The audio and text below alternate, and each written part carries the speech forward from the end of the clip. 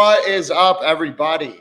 It is Chase here with Dolphins versus the World. And real quick, we are always joined by our producer, Joel, and the cackling man already, Anthony. Anthony, this isn't a dream. This isn't a mirage. The Dolphins just put up 70 points in an NFL football game. I'd ask you how you're feeling, but I already know the answer is great. I honestly, I don't even, before with the podcast, all of us talk about what we want the points to be.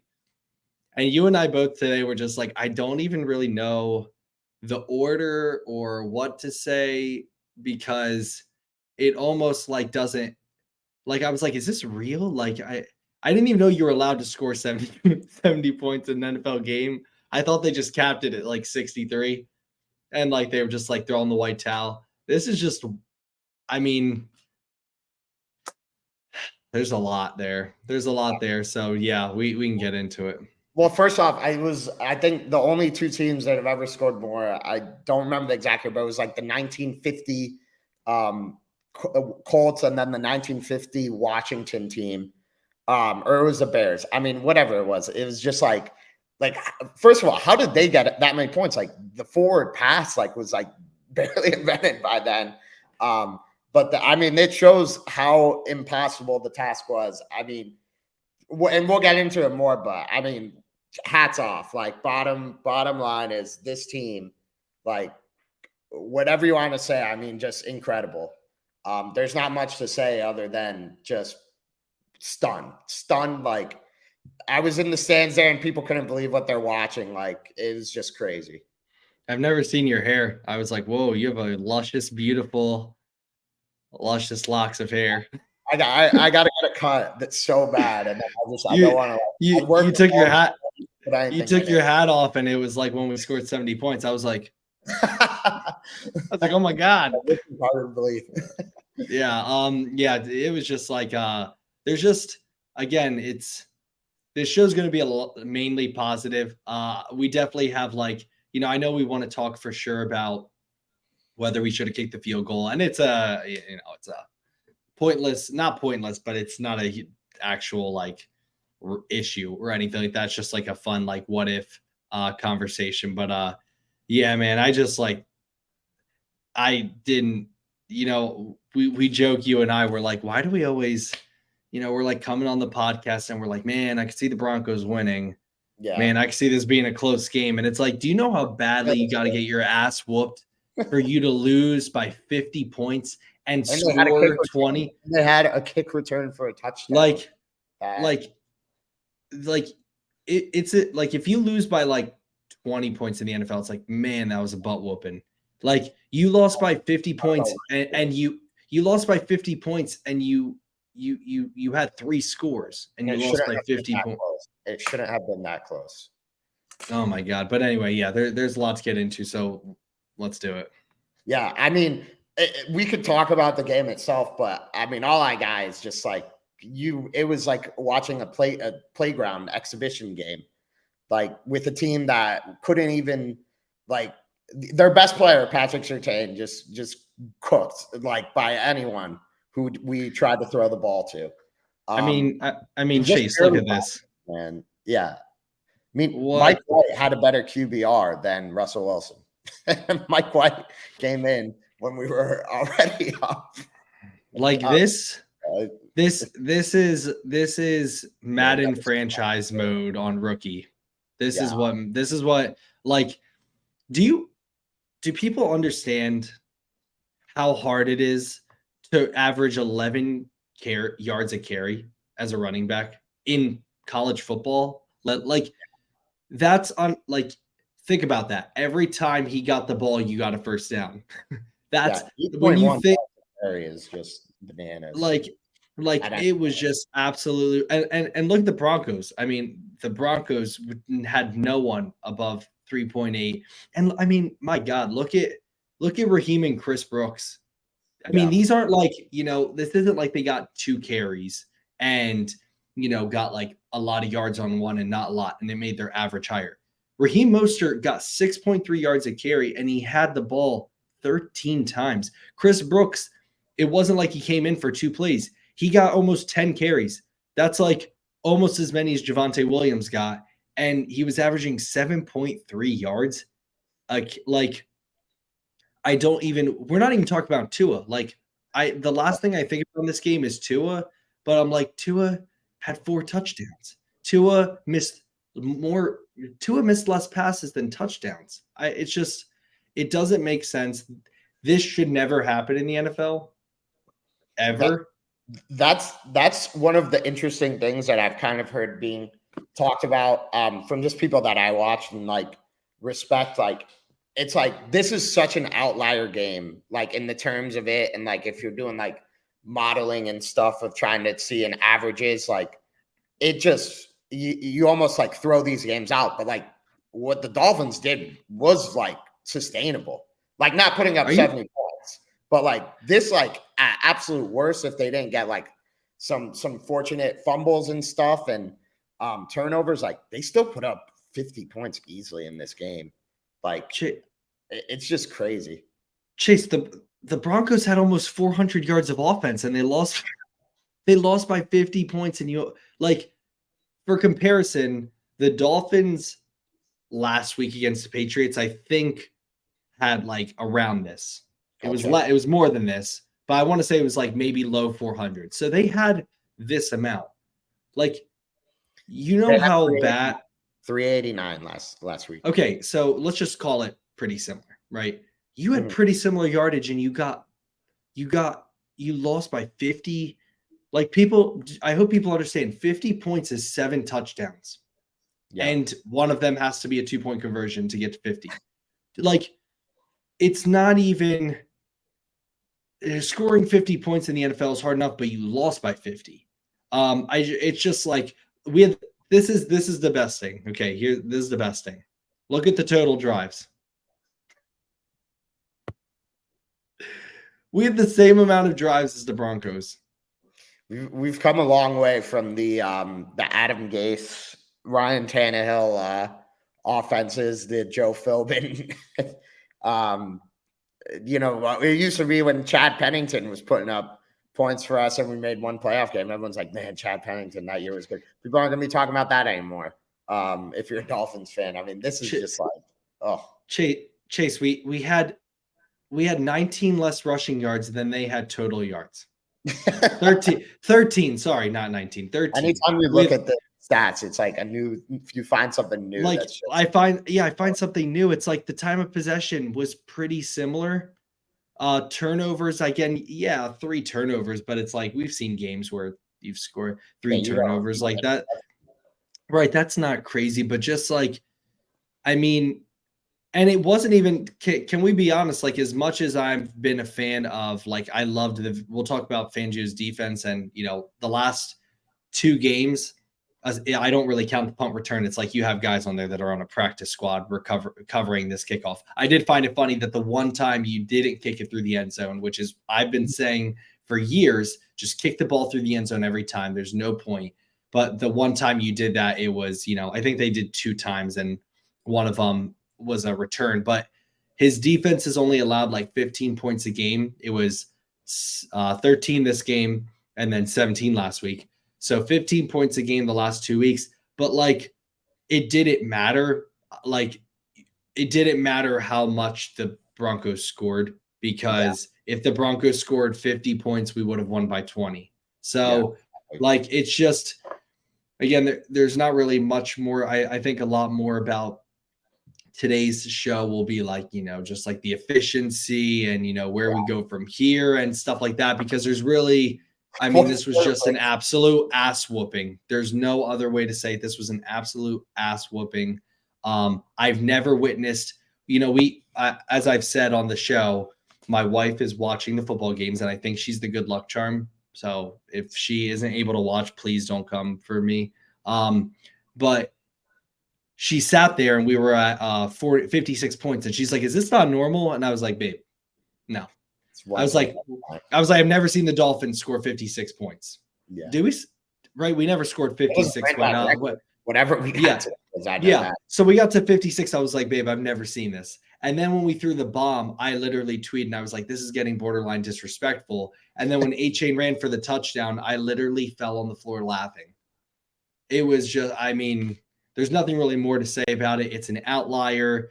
It is just something that every person who is alive right now and watch this will remember probably forever. Hats off to everyone. And I think rather than talking about the overall part of the game, we should probably talk about, just maybe the growth. Like I know for me, a big thing that this game showed for me was growth in McDaniel as a play caller. Growth from Tua as just his command of this offense. And this offensive line, dude, I think we're getting to the point where this is the best offensive line I've ever seen from the Dolphins, even with the 2016, because the 2016 was good, but we just ran the ball all the time. Like this offensive line is giving Tua time where that first touchdown pass to Tyreek, Tua had all day in the pocket. And I and you were questioning what will this offensive line be when we're not running the football, because we knew what they could do in the run game. But I mean, Butch Berry, dead wrong with any questions about this. Yeah. So it's just crazy. Yeah. So I got some notes here. But yeah, like you said, like, at least for me, like, I don't know what there is to talk about the game. It was just so good. And there'll be some stuff to talk about, but I kind of wrote down just some like bigger picture thoughts here that I'll talk about. And then I had some observations just from being at the game that I'll mention as well. Some being O-line specific. But I mean, I just feel like the sky's the limit. Like this team could set records if it wants to. It's the offense is that good. It's definitely the number one offense in the NFL this season. I think even if some trades happen, which, some teams are going to start giving up on their season. Like the main one I've seen is Devontae Adams. He could end up somewhere. This offense is going to be the best offense in the NFL if Tua is healthy and Tyreek Hill, obviously. The two of them, I think the offense is just going to be the best. But yeah, sort of in this game, like everything just went perfect. It was one of those days where like no matter what bounce happened, it ended up in our lap. But they still got to 56, like with no questions asked in this game if they played again. But yeah, I think like it was just such a perfect day and so great. And then I have McDaniel. He's an actual genius. Like he's not the fake geniuses that we've had before, where when we had Joe Philbin or Adam Gase, people are like, this guy's an offensive genius. He's done this and that. Mike McDaniel is a real-time genius. And like, we got something here. I don't know how it could be derailed, but I think I'm saying I think this is a long-term solution for many years to come, which is surreal to say as a fan. Yeah, I mean, so many great points there. The fact that I knew that this game was over when we scored our third touchdown. We scored 10 in the middle of the first quarter. Right. I'm like right before the first quarter ended when we scored our third touchdown. But the reason I knew that was because we scored the first touchdown, and even though I was shocked how wide open he was, I said this, and I apologize if I want to talk about the keys to victory, because we both nailed it, but for different reasons. You had said attack the secondary, and I had said I said 6 days ago, I still have the tweet saved. I said whatever the over is, and we were talking about this privately on the show. I said whatever the over is, take it, because this Broncos run defense collapsed. I didn't think it would collapse that early. Over themselves. Right. But like, I knew we were going to win after we scored our third touchdown, because after we scored the first, I was like, okay, that's normal for this offense to score explosive plays. Then we went down the second drive, and I was like, man, like they're like McDaniel and Tua are in their bag. And then they scored a touchdown. I was like, okay, it's only a 1-score game. And then we just went down and scored another touchdown. I was like, oh, okay, it's one of those games where like it doesn't matter what our defense does. They're kind of just there to rest our offense, and then our offense was just going to go out. And, again, we were up 35-13 at half, and it was like, honestly, we should probably be up more. which is weird to say because it was like we'd be up more if we just had more opportunities. But like it was just wild. Jalen Waddle didn't play this game. I mean, I'm like, if Jalen Waddle was playing this game, I don't know what would have happened. I legitimately don't. And honestly, there's a part of me that privately is like, I wonder if, I think it might be a real thing to where this are there together. But I think from Tua's standpoint, it's a lot easier when you only have one, because I think it's a real thing of having to worry about upsetting one of the other guys if they're not getting enough targets. And I think that is a real thing that obviously the team is better. And you'd be an idiot to not prefer both of them. But I think it's a real thing that we saw Tua just playing loose, because it was just like every play, just go to Tyreek. I don't have to worry about trying to feed Jalen because he's going to be upset because we're friends. And then if I feed him too much, now Tyreek's upset because he's our star wide receiver. We didn't have Jalen Waddle, but yeah, going real quick. Tyreek, I mean your friend Tyreek now. Yeah. Wait, where is that? Hold on. Yeah, that was awesome. My friend. Just listening, Anthony put out a great tweet that when I saw it, I was laughing. First of all, it was Tyreek quote tweeted it. Yeah, it was first of all, it was a joke. I had like a couple of people that were like, "This is not jujitsu," and I'm like, I know that it's supposed to be funny, but I don't know. I guess it just wasn't funny. But yeah, man. Let me share this real quick because I got okay, hold on. Let's see. Okay, so this was the first share screen. See, I'm like so slow with this. I really do apologize to the listeners because they're like, you suck. Okay, so here's the tweet that I originally put. I said Tyreek been taking jujitsu. He's just like dodges him. Okay, so then he posted this and quote tweeted me. And so cool. Let's see. I'm not saying it's a competition, but I'm also in 151.3 thousand. Damn, Damn. Tyreek needs you. Look. Yeah. No, but I was like, I felt so complete. I was at the gym working out, and Chris Kaufman had put it on the Discord of the Patreon, my tweet, and I was like, that's me. I was like, let me check what he put here. And then I opened it, and then I'm like going through the quote tweets, which you should never do because it's just a bunch of people that say stupid stuff.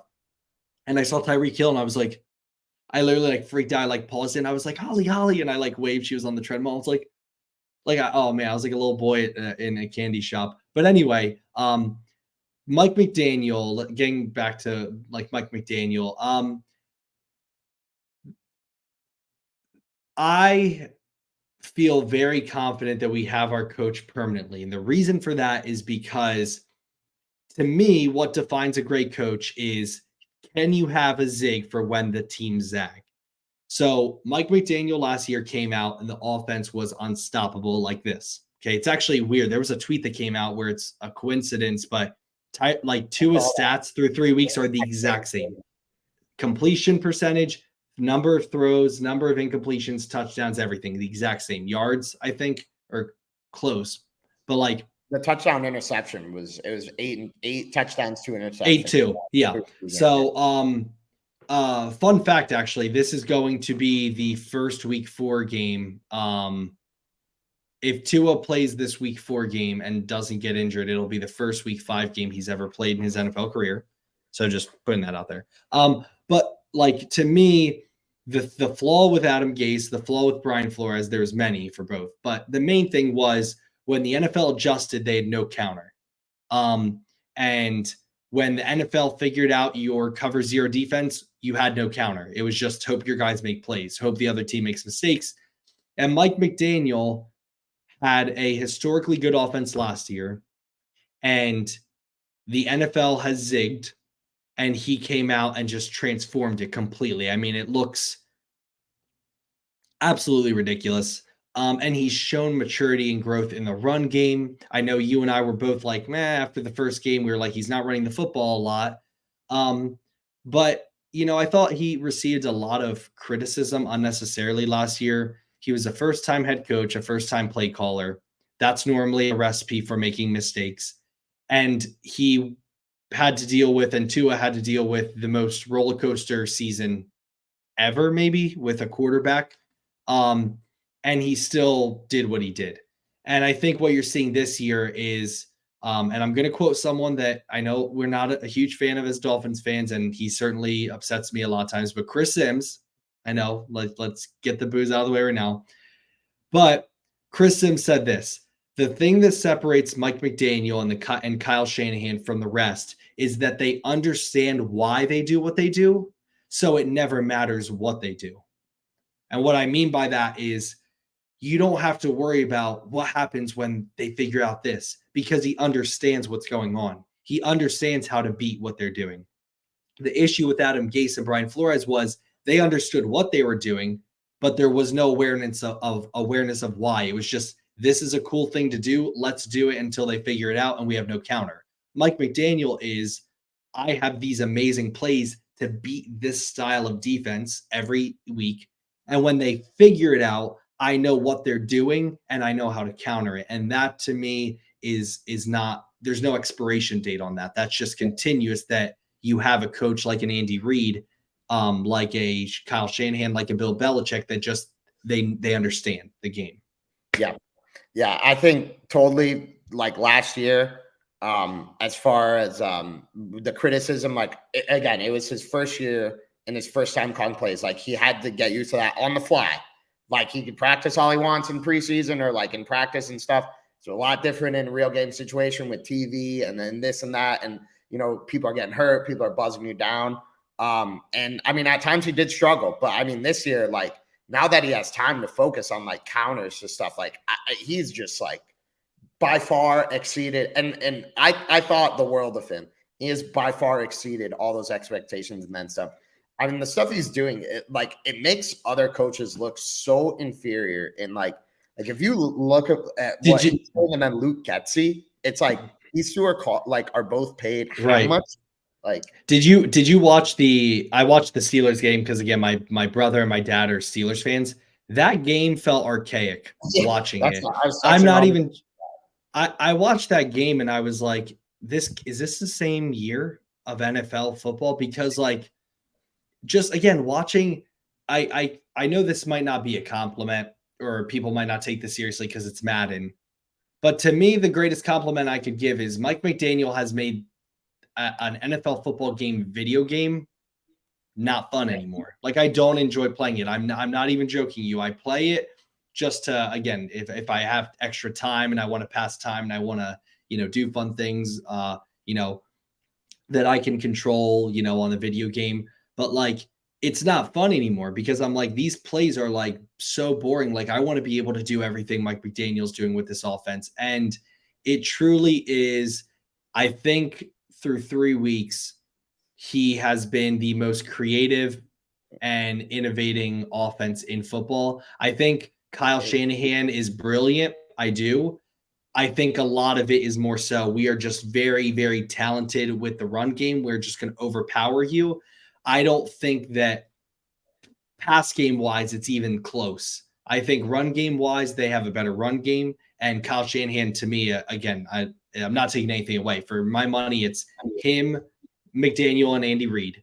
But I'm just saying right now, from a intuition standpoint, from a innovation standpoint, Mike McDaniel is the clear number one in the NFL. And I can only imagine what this is going to do for the Dolphins in years to come with guys who want to play for us. I can only imagine like the guys who are going to be like, I want to play there. I want that. Like Tyreek Hill was a Hall of Fame receiver before he got here, and now he's better than he ever was. Like, I want that. You know what I mean? So it's just.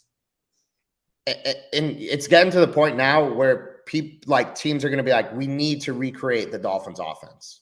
Like whatever they're doing, we need to take from that. We need, like, look at this motion he's doing. We got to start using that. Like, and then McDaniel, then he innovates again. Like the no look pitch pass, like just the design on that stuff. Like, and when it comes out, the breakdowns of like the all 22, like I'm so excited to watch the QB school this week. Like, and other people, like it's just going to be like surreal, like so beyond like innovative. Like it's like he's like the video of him coming at 3 a.m., like he's just scheming, like writing down stuff on paper, probably showing it to other people. It's like, we're going to do this. And they're like, I don't even know what I'm looking at here. Like, who's getting the ball? That's what I'm saying. And I think that's, again, I understand people are going to be thrown off when I say the name, but there's certain things that I do listen to Chris Sims. I think that a lot of the times he just can be immature and he lets Tuanon and stuff like that get to him, which I've done that in my life. And he's definitely had some takes. I'm like, dude, what are you talking about? But he talks about, again, what separates the Kyle Shanahan's and the Mike McDaniels is there's a lot of people that don't understand why they're doing what they're doing. There's a lot of people that, yeah, you could be like, hey, Mike McDaniel's doing this or that, but they don't understand why. Kyle Shanahan and Mike McDaniel just have a deeper understanding. And I don't just say them. I mean the Andy Reids. I mean the Bill Belichick's. Like, it can't just be let's hire a guy who runs that system, because you have to have the brain. And that's what we did for so long. We hired the guy who was helping with the offense, but he wasn't the creator and he wasn't the innovator. And that's the beauty of where the Dolphins are at. And that's why I will always say you should always have an offensive head coach, because you cannot get rid of it now. Yep. On defense, yes, sure. Like, we can understand that, like, yeah, we're going to have to take our lumps with if Vic Fangio retires or if he leaves or whatnot.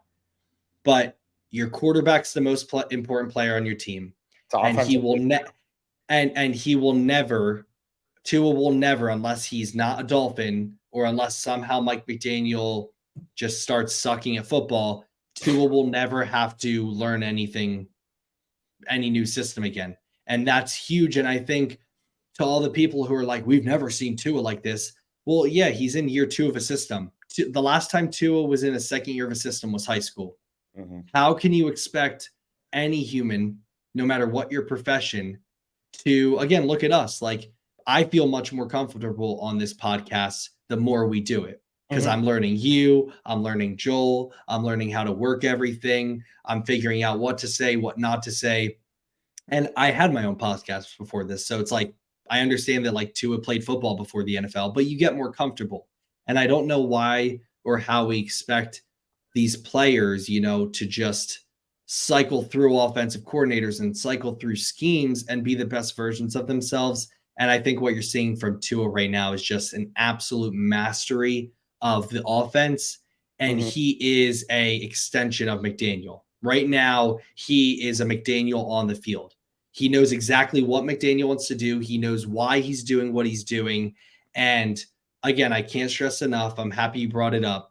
Please go watch the All-22. The All-22 is going to take forever of this game because there's 10 touchdown drives to go over. Normally there's like 4. So there's going to be a lot to unpack here. But yeah, I mean, there's nothing really to say about this offense other than we've never experienced anything like this since Marino. Tua is the best quarterback we've had since Marino. McDaniel's the most innovative coach we've had since, I think, ever. Honestly, not to be disrespectful to Shula. Shula was the greatest coach of all time, but maybe not the most innovative. He just had the best players. But still, he's the GOAT, in my opinion, of coaches. But Mike McDaniel, I mean, geez, it's just impressive. Yeah. I saw a tweet and it really made me think and almost made me shudder. But it was like, remember, the Dolphins tried to hire Mike McDaniel as offensive coordinator with Brian Flores.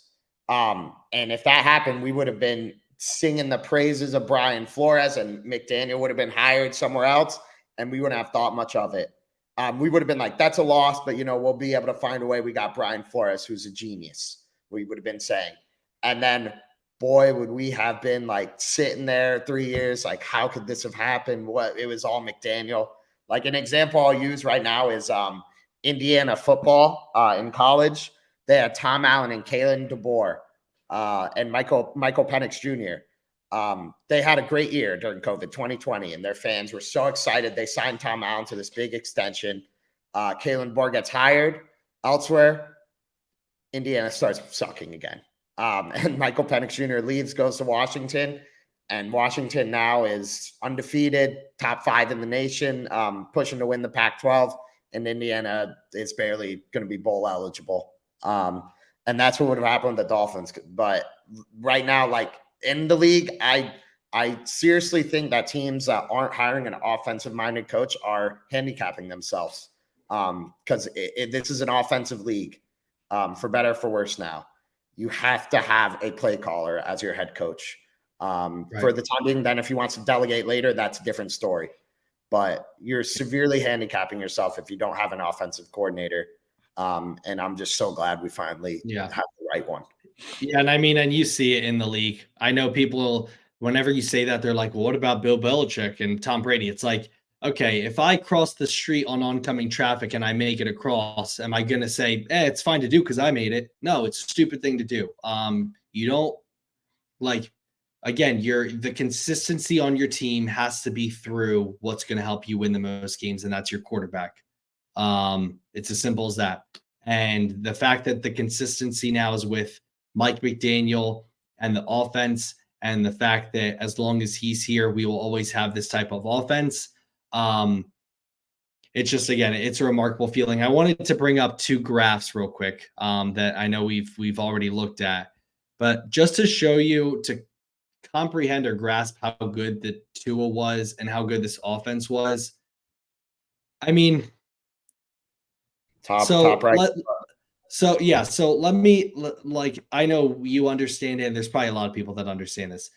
To make this dumbed down and simple, good is top right, bad is bottom left. Okay, right.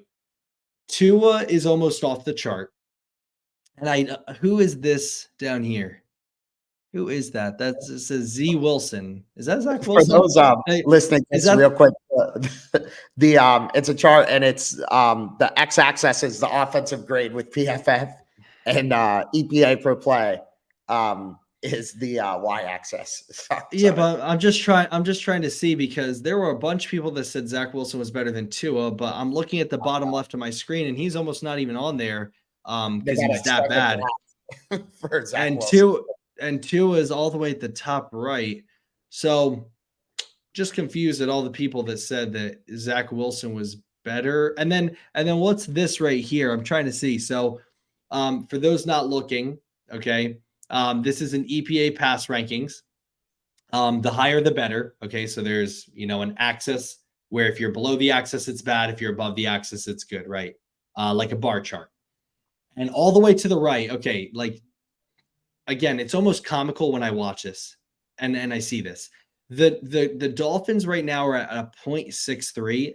The next closest team is the 49ers at a 0.27.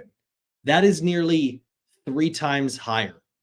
Like, it's almost, again, it almost is like there has to be an error in the math here. And then who is that team all the way to the left there? It looks to me, again, it's a little blurry, but is that the Jets? Is that the Jets all the way to the left there? Oh, that can't be. That can't be. I was told that Garrett Wilson was better than Jalen Waddle. I was told that this offense. I was told that our defense was going to be so bad that the Jets were going to put up 30 against us. The Jets just need to figure out how to score more than 13 points. They need to stop worrying. The Jets just need to figure out how to. The Jets are. I don't even know. They're prime. I don't know, man. But anyway, I all jokes aside, this Dolphins offense is amazing. We're not even talking about the defense. I want to shout out real quick Andrew Van Ginkel. I seriously think Andrew Van Ginkel is a top 3 player on our defense. That may sound blasphemous. I'm not saying talent-wise, but so far through 3 weeks, Andrew Van Ginkel, Kader Kohu, and Javon Holland, for my money, are our best 3 players on defense. And then right after that, I would probably have to put, maybe a Bradley Chubb. And then I'm not even sure after that. But, this defense, I understand that you scored 70 points, but you still had to stop them. And quite honestly, they were on the field a lot because our offense was just moving through that defense like butter. So impressive for them to only give up 13 points in a game where honestly, both you and I thought that it could be a high scoring game because the Broncos have scored 17 points a half the last 2 weeks until this point. And you only allowed 13. So hats off to them. Just incredible. Yeah. So I have a couple of game day observations that I'll get to, but the only other real kind of observation I had just in general is like Tua is a real leader. Same thing as before with Ryan Tannehill and some other guys who aren't as vocal or whatever. Like this team loves Tua, like they're ready to die for Tua. You see it in the content, the videos the Dolphins put up, like the conga line celebration, like how excited he gets on the sidelines, how excited people get for him on the sidelines, like the mic'd up, like he is a true leader. He always has been his whole life. I don't think that was ever a knock on him really. But yeah, he's a bona fide just stud player, stud human, stud leader. It was a knock on him. Was it a fair knock is the question that I think you're saying, where it wasn't a fair knock, because it wasn't. Again, I don't know how many people out there have listened. Again, I know that we're fairly young, so there's probably listeners who are much older than us and have much more experience in getting jobs and having jobs. It's hard to succeed with bad leadership. And when your coach is a piece of a POS, let's just say, it's hard. It's hard when the person who's supposed to be believing in you is consistently putting you down and saying you suck. And I know there's a bunch of people out there that are like, you're a grown man, get over it. Well, I don't know what to tell you. I'm just letting you know the facts are the facts. It's hard for human beings to be the best they can be when you don't believe in them. And Brian Flores should not have a job in the NFL ever again. As a head coach, he should never be responsible for offense ever again, because the thought that we almost missed out on this Tua because of him makes me sick. I did not see this Tua coming. I was always like Tua, I think, is a lot better than people think. When Brian Flores was here, then when Brian Flores left, I was like, okay, what's the future with him? And then we got McDaniel, and last year I was like, okay, he's much better than I thought he would be. And then this year I'm like, I legitimately, with every fiber of my being, I'm not just saying this for clicks, I legitimately think he's a top 5 quarterback. I've never, like in years past, I've been like, he could be a top 5 quarterback. I think he's like top 15. And even when I said top 10, I was like, in my mind, I'm like, he hovers around that top 10-ish area, borderline maybe. But this year, I legitimately am like, no, I can't think of 5 quarterbacks. It's like Mahomes. And a lot of this is out of respect for how they played in years past, not because of this year. Because this year, it's clear he's the best. But Mahomes, Tua, Allen, Burrow, maybe Lamar Jackson. I'm trying to think if I missed anyone in that top 5. But like, to me, that there's no one else I would take over Tua right now. There's no one. I wouldn't take Herbert over him. I would take Jalen Hurts. I'm trying to think who else is normally in the top 10. Like, I can't think of anyone or name anyone. So like, Tua is a top 5 quarterback in the NFL. And normally when you have great coaching, great defense, great quarterback, this is what happens. The two are going hand in hand. Like McDaniel is the perfect, not sidekick, but like the perfect just companion for Tua. I do see like an argument for people that's like, well, if Justin Herbert was with McDaniel, or who else were we saying? Lamar was with McDaniel. This would be, so what? This isn't if ifs and nuts were candies and butts. Oh, at Christmas it would be. McDaniel's with Tua. That's the reality of the situation, and they're just perfect for each other. And whether people like it or not, as long as they stick together, I think Tua is going to be a top 5 quarterback, because it's the way he is maximizing what Tua does is so good. To all those people who say if Herbert had this, if Lamar had this, what if Tua had their talent? I'm confused, because why is it always like last time I checked, everyone's saying how Tua is less talented. Okay, so if you're saying if Herbert had Jalen Waddle, or if Herbert had Hill, if Lamar had Hill, if Lamar had Mike McDaniel, if Tua had that talent of Lamar, or if Tua had the talent of a Herbert, they would never lose a game, because the only thing that you can criticize with this play is, hey, there's some times where it's just there's physical limitations. Sometimes, again, it doesn't matter. Again, you're 3-0. He's the best quarterback right now in the NFL. Doesn't matter. But to all those people who, if you want to play the if game, okay, what if Tua actually like like was more of a physically gifted NFL player. Like he's already incredible. What if he had that? So I don't like to play the if Also game. has It's some like speed and just anticipation and accuracy are just so much far superior to anyone in right, the right, NFL right now. right. Yeah. So I just like I don't know. He's operating on a whole nother level than I ever really Playing a reality. than I ever really thought. Again, and it's weird for us, especially you and I, because like I never experienced Marino. Mhm. So I don't know what it looks like, or I've never experienced this. So like it's weird for me to legitimately like go into a game and be excited to watch our quarterback. And it's weird for me to legitimately go into every game and be like, we have the better quarterback. Unless we're playing like next week we have the better quarterback. The only game this season where we won't have the better quarterback is against the Chiefs. Unless again, Tua just sucks randomly. I don't. So It's just it's surreal. I mean, truthfully, like you said, like before when I'd be going in games, like I'd be just waiting to just for Tannehill or Fitzpatrick, whoever to do something stupid. But like now it's just like I'd sit back, watch him convert these third downs. Like it's just crazy. And then anything else on that, or we want to get to the caused a bit of controversy. Mike McDaniel, by not kicking a field goal to break the NFL all-time scoring record. My quick take, just because I mean we have already talked about so much, to the mystery owners or whatever that are saying it was disrespectful. If you feel disrespected, stop the Dolphins from getting into the end zone.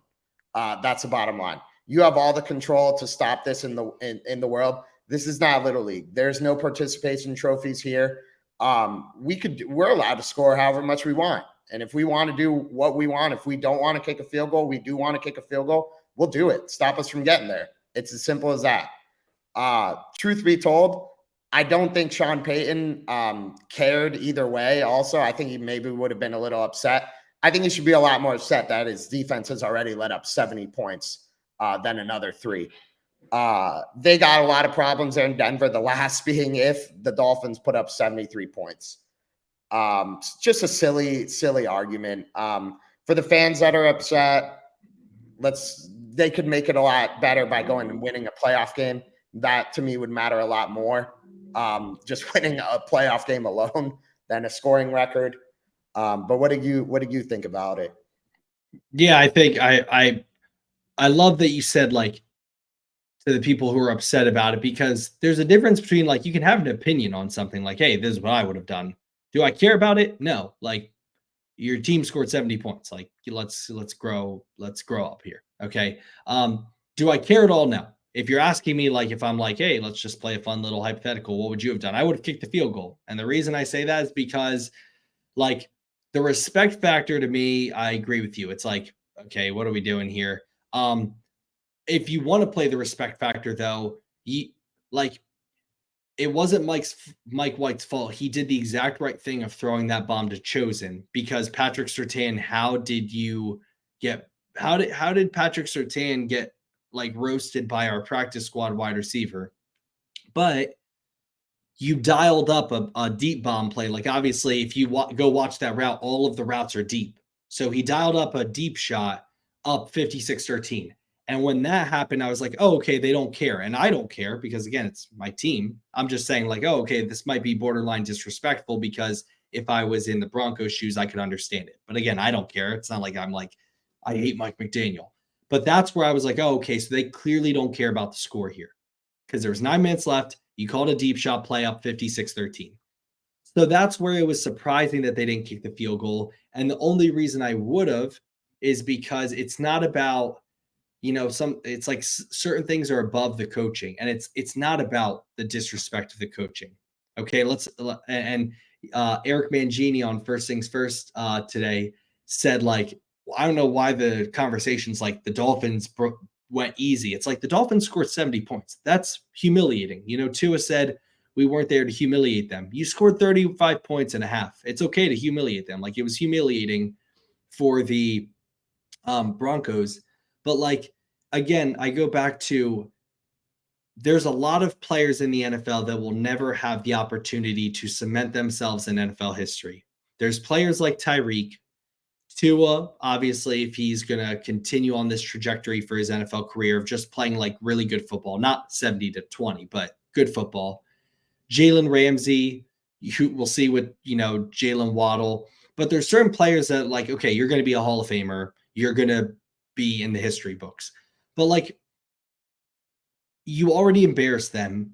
If you kick the field goal, though, now you give these guys, even if maybe this is their last year playing because they're not that good, they can always hang their hat on, I was a part of history. And that's why I would have done it. It wasn't for me as a fan. It wasn't for me to be like, we scored the most points ever. Good. Like, I'm happy to be a Dolphins fan. No, it's because I just think that the team would have liked to cement themselves in history. But again, am I upset?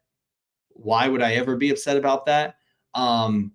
And again, at the end of the day, I understand why they did it. I understand the respect thing. But like you, I don't think Sean Payton cared. I don't think he was like, well, thank God they didn't kick that field goal. Thank God they only scored 70 points on us. Like, it was embarrassing no matter what. And I just would have done it. If you're asking me, which I would have done, I would have kicked the field goal. Now, would Jason Sanders have made it? Now, that's a better question we can talk about, because he probably wouldn't have, because it was borderline 50 yards, I think. It was like 47, 46, something like that. Way too much pressure on him to make that. Right. So that might have been honestly more embarrassing, is like you go for the record and you don't get it. But yeah, I don't think it's anything to care about. And, again, I certainly understand 100% why Mike McDaniel didn't kick it. And I don't think as a fan you have any right to be pissed or upset either way, really, to be honest with you. Fans were like seriously like booing. They were booing. Like fans were like pissed. I'm like, what is wrong with you guys? We have 70 points. Like, what are you? Did you see Tyreek? Yeah, I forget where I saw this. Tyreek like looked and was like, "What more do you want?" Yeah, like, honestly. Yeah, that was horrible. When I heard that on the TV, I was like, "Are they really booing?" I was like, again, I disagree with it. Like, when we went for the kneel down, honestly, you and I both agree on this. The kneel down's honestly more disrespectful to me. It's like, you're like, we're kicking your ass so bad that we're literally going to kneel the ball on 4th down. It has no advantage for us. We lose the ball. It doesn't forward the clock. It's literally like, and it ruins our yard per play, because it's a play that goes negative yards. So it has no benefit, and we're still going to run it because we're beating you so badly. That to me is honestly more disrespectful. So again, I disagreed with it. I was like, man, I would have kicked the field goal. But like, to the guys out there who booed, I was like, come on, y'all. I was like, we scored, like, we won the game. It doesn't even matter even how much we scored, but we scored 70 points in a game and you're booing. That's the last thing the offense experiences, is you guys booing. It was just, yeah. Overall, for the rough day for the fans, in my opinion. Like, I mean, and you could say what you want about Miami sports fans. Like, it's very front running time. Like, I mean, half the stadium was, I mean, as you saw, like, gone before like the third quarter, because it was such an ass beating. I mean, it's fine. Like, I'm not going to be the stickler here. Stay till the end, be one of those people. But the same people, I get it. Then when we're losing and it looks embarrassing, and for like the Heat when we're down and the people are running back into the building, like, it's just a bad look. But what are you going to do? Right. Again, it's not. It's as to. We'll probably never be in this situation. Could you imagine if this happened again? But we'll probably never be in this situation again.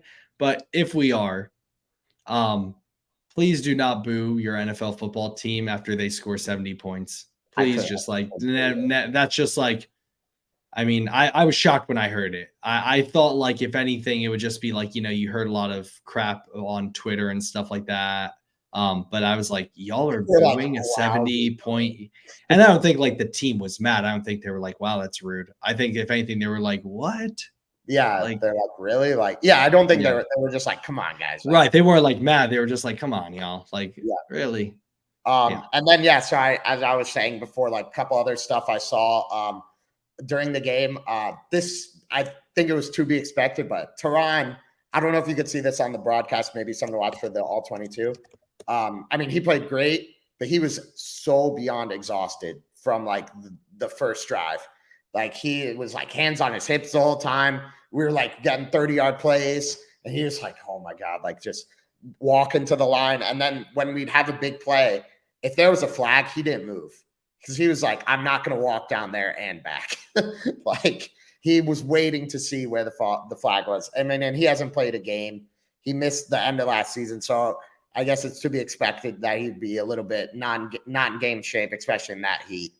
But yeah, I mean, he was just like so exhausted. He was like almost like, can we just stop scoring, please? Maybe it was Tehran who called off the dogs. Why we didn't kick the field goal. He was like, I can't do it anymore, coach. But he played so good. So that was just a little nitpick. He made an impact. He definitely made an impact on this team. And I know that we had talked about like, do you put him out there or do you just keep riding with Lamb just because you can get more games done without Armstead and win them? And then, but I mean, he made such an impact. I actually just saw this. Has nothing to do with the Dolphins, but this is pretty significant or just interesting. The Commanders are being sued by the Native American Guardians Association, which have been they've been trying to get the Commanders to change their name back to the Redskins. And they say the logo on the Redskins helmet is an actual person. It's Chief Whitecalf. Every time they go out in that field, they were honoring Chief Whitecalf, and they were battling on the football field with the same honor and integrity and courage. They should continue to honor that. So they're literally suing a team for not using the name that people thought they would get sued for using. That's wild. That's wild. Again, I don't know how to feel. Again, I'm not Native American, so I have no what is it, valid opinion, or should I don't know. I have no proper opinion. Like I'm not gonna have a comment on it. I do have like people are like Native American friends who are football fans that a lot of them were like, I never had an issue with it. Like I've never been called, like it's not like a derogatory term or anything. That was always interesting to me. But yeah, I mean, I thought they were going to get sued for using it. They're getting sued for not using the name. I heard they were talking about going back, like because like you said, it's a very touchy subject, and it's that right. Again, it's not like I'm like I'm saying what I've heard, from like people that I have listened to or friends that I've had in the past that are fans, that are like, I've never had. But again, whatever opinion I would give would be idiotic to listen to because again, I'm not Native American, and so.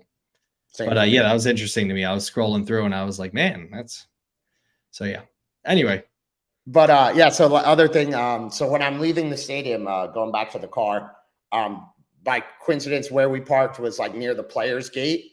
The Broncos team bus too came through there, and they just like stopped us because the car was coming through. One of the players, but then the guy tells me, he's like, and it was like we were out of there pretty quick. Like obviously they still got to talk to the team like and stuff, and so I was like who's the player like already out of here? And the guy's just like, Jalen Phillips left like 30 minutes ago. Like he was way out of here. And like I was like, that's a little strange. I do know he has an injury, so I think maybe he was just seeking treatment. But yeah, a little strange. I was curious your take. I know I kind of hinted at this before the pod, that it was something a little just strange. But what do you think? So, well, I mean, I'm trying to think because like by the time you probably got to your car and everything, it was probably 30 minutes after the game, right? Like by the time you got to your car and talked, it was probably about 30 minutes after the game-ish. By the time I got there, I'd say it was probably no longer than 15 minutes after the game by like the time I got there. Yeah, I mean, it is weird that like I just think, honestly, it was probably, I mean, we're whooping their ass.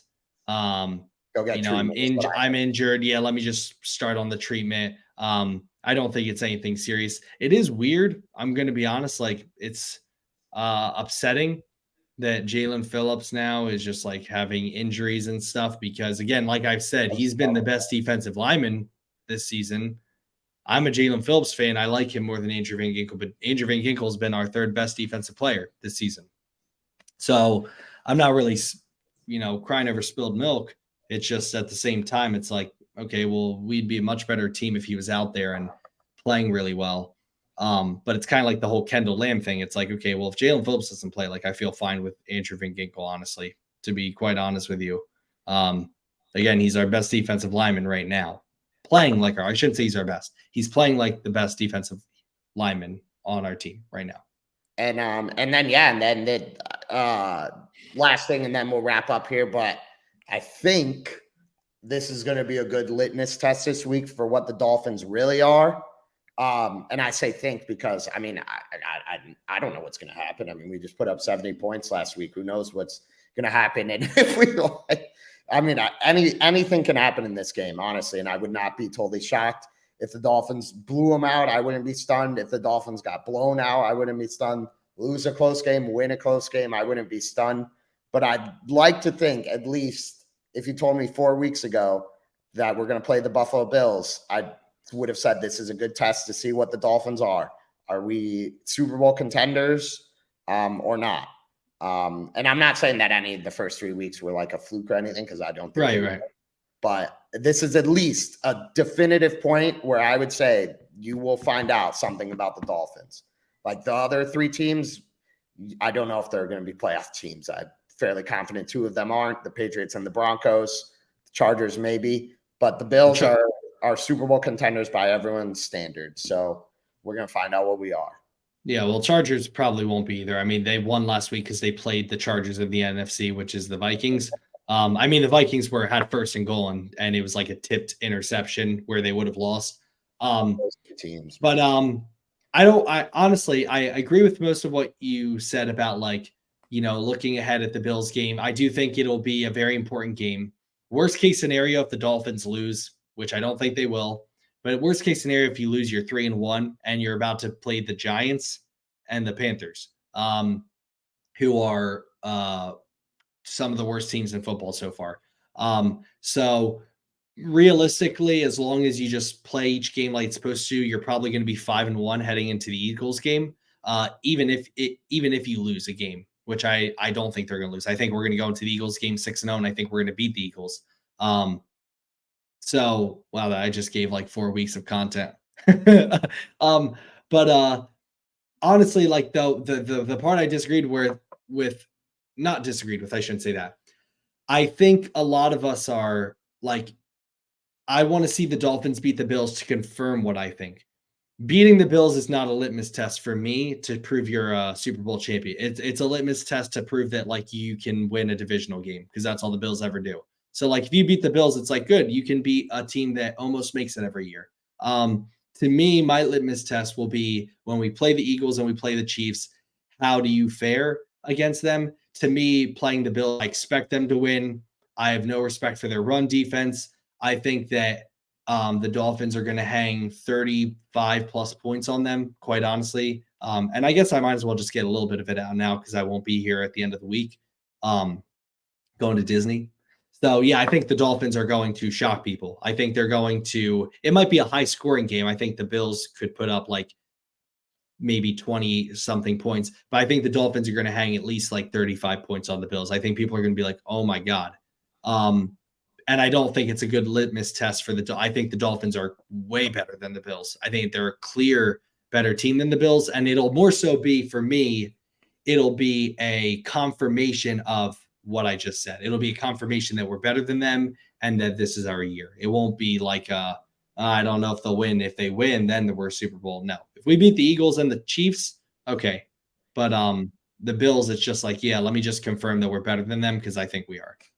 So for me, just 2 things real quick.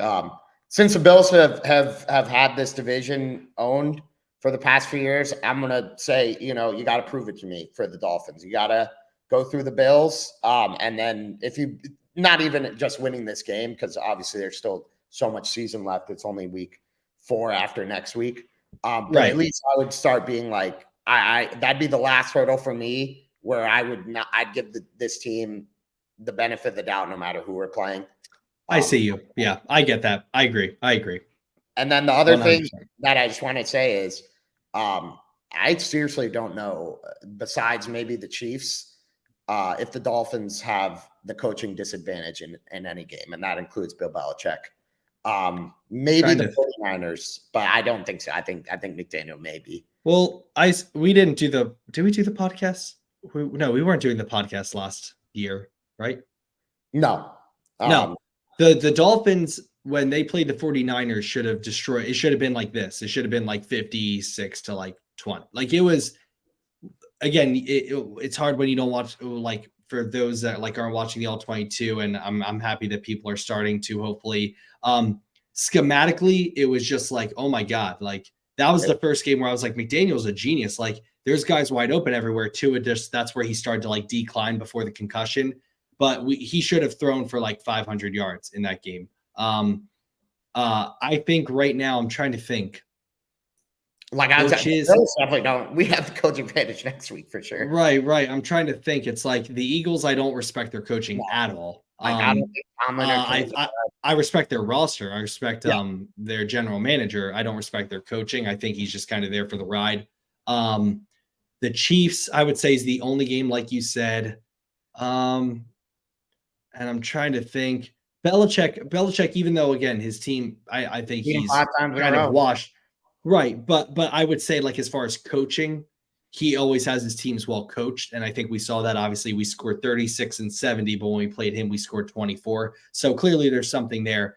But yeah, I would say aside from like that and Andy Reid, we have the better coaching, we have the better talent. Like, there's literally only one game this year where we will not have the better talent on the field, and that's the Eagles. But aside from that, we will have either the better coaching or the better talent or both. And I mean, again, as long as our team stays healthy, especially a quarterback, like every team, I legitimately, I'm going to be shocked at why we lose. It's going to be because like it's just a high scoring game or just something crazy happened. Because as of right now, it's early, but again, I think people overestimate or underestimate. Like I know it's 1 week, but like you don't just score 70 points for fun. Like we've seen great offense. Like you have to, in order to score 70 points, you have to be special. And again, I think next week is going to be with this run game. No, if the Dolphins score less than 35 points on Sunday against the Bills, I'll be disappointed. I think we are going to go in there and steamroll them. Yeah, quite honestly. Yeah, like last year, I thought that the way to the AFC Championship through the AFC is you got to be able to win a shootout because you're going to have to win at least one. And I thought the Dolphins could definitely win a shootout. Like I think this team, if healthy, can outscore anyone. It's just going to be like maybe against the Chiefs or maybe the Bills if their offense. Not really even. Not even the Chiefs. Not even the Chiefs. We're the best team in the NFL. The Chiefs, I've watched all 3 of their games. The Chiefs, I've watched all 3 of their games. They played the Bears. That should be like, again, it's like, which good for them. I'm not saying the Chiefs suck. Like I have so much respect for the Chiefs. I think they're incredible. And Mahomes to me is the clear best quarterback in the NFL, just overall in totality. But what I'm saying is like the Dolphins, like they're every bit as good as the Chiefs, and right now they're playing way better than them. 49ers may be the only team that maybe you could say have been better through 3 weeks. Yeah, I would say right now the Dolphins are the number 1 team in the NFL. The 49ers are 2. I just think, again, if I'm like pairing teams up, the Dolphins just have way too much firepower for the 49ers. The 49ers are going to beat teams that can't score this many points. Like if you score this many points, at the end of the day, you're going to have to rely on your quarterback to win you games. And if I'm picking Tua versus Brock Purdy, I don't care about. That's undefeated Brock Purdy. Yeah. So yeah. And again, I love the 49ers. What I'm saying is not crapping. I love the 49ers. I love Kyle Shanahan. I loved him before Mike McDaniel. So anyway, real quick, last thing I wanted to say for my closing thoughts, and then we'll go to you and then we'll wrap it up because it's been 3 hours. Is Devon A-Chain I want to give a shout out to. Running for 200 plus yards in what I consider as his first debut. I know he played against the Patriots, but it was kind of just like coming in and filling in your first featured role as an NFL player, getting 11.3 yards a carry and getting over 200 yards. Like do you Devon A-Chain had better stats as a running back than Zach Wilson did as a quarterback. He had 4 touchdowns and over 200 yards as a running back. Like, it's one of the greatest running back performances I've ever witnessed with my own 2 eyes. And just for him to come out there, I mean, if we can get half of what we saw the Dolphins run game look like last week, it's lights out. We don't, you called it, we don't need a Jonathan Taylor. I'm off the Jonathan Taylor, Dalvin Cook bandwagon. Dalvin Cook. Derrick Henry, depending on the price, because he is cheaper, and I really don't think it costs more than like a fourth to get him. Maybe you send Cedric Wilson and like a fifth. I would do that just because it's not going to cost you a lot, and he's a bruiser. But the Jonathan Taylor conversation to me is dead. We don't need him. To me, it's just like, yeah, I would go get like a Derrick Henry if he's out there for like a fifth or a fourth, because he's older and you just need someone as a bruiser. But I mean, Devon A-Chain, I mean, geez, it was like Madden. I was like, this guy is like, and he's tough too. Like, in between the tackles, we knew that coming out of college, but like, I was wondering what it'd be like in the NFL. I mean, geez, if we can get that between him and Mostert, that's why I think that they're going to beat the Bills, because the Bills can't stop the run at all. So, yeah, that's my closing thoughts. 70-20. There's not much bad to talk about at all. I love my team. Yeah, it's good times to be a Dolphins fan. I think this week, just a little last preview, I think it's going to be a real good test to see what Vic Fangio's got. This is the game you open up the playbook for. The top divisional dog. I think it's safe to rule the other two teams in the division out. I don't think that's heresy. I don't care who the Jets go get behind that O-line. They may just injure another quarterback. But yeah, from us here at Dolphins versus World, drop some likes for every touchdown the Dolphins have had here. Like, share, comment, subscribe. 3-0 since this podcast has started. Probably not a coincidence. But yeah, from us at Dolphins versus World. Thanks, guys. Fins up.